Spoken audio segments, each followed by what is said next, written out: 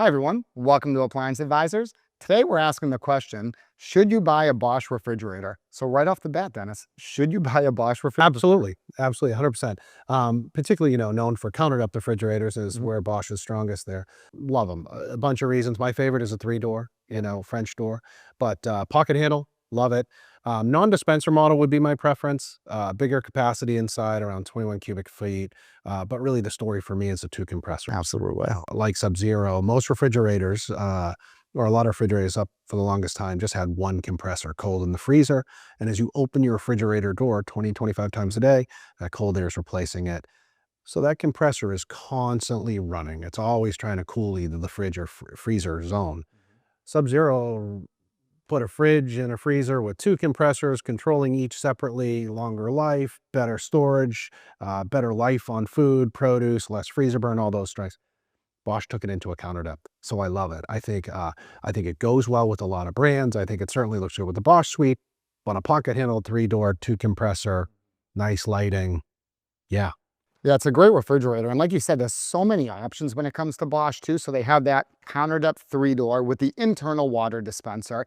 And now you can do that in a pocket handle. And if you're doing a Bosch suite, you could do that with the matching Bosch handles.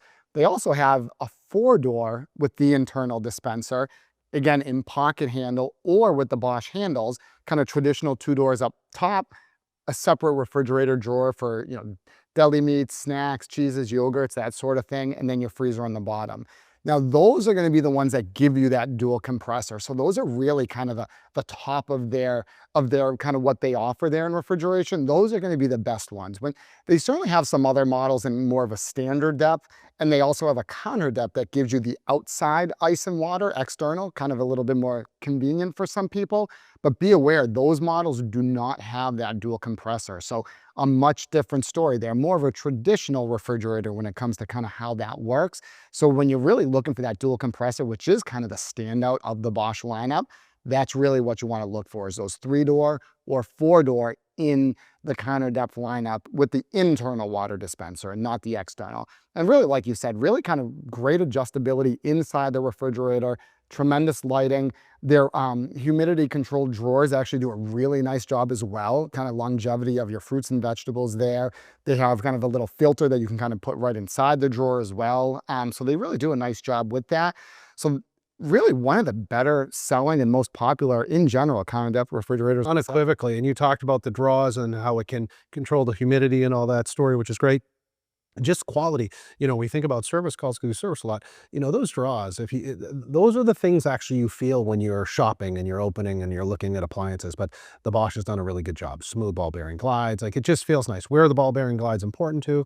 You put a lot on the doors of these refrigerators now. They can hold gallons more weight on the door. Invariably, someone will shut a door with one of those crisper bins open. The Bosch on a smooth glide has a much better chance of closing clean and smooth, and not where other ones are kind of not on those slides. They tend to stick, and that door gets that and they snap a lot. So, another just reason why to maybe justify the Bosch. The Bosch tends to be on the slightly more expensive side of it, but not unlike most others, but in that, kind of low 3,000 to mid 3,000 price range is kind of where they live, depending on the promotional period. But yeah, certainly worth it with the two compressor story and that interior, I think, for me. Absolutely. And just so dimensions wise on those, these are really kind of in that style, really all 36 inches wide. The ones with the internal water and dual compressor, you're looking at 72 inches tall.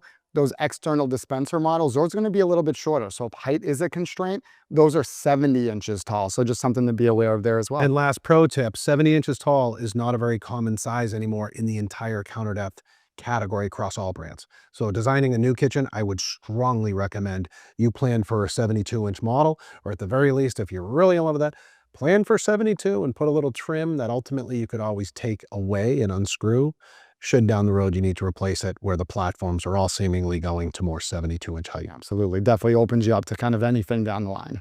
And don't forget to follow us on social media for appliance tips and updates from Yale Appliance. Your feedback is what shapes our series. Like what you saw? Give us a thumbs up, share it with your friends, and drop your thoughts in the comments below. We love hearing from you. Stay informed and inspired on all your appliance needs. This is Appliance Advisors signing off.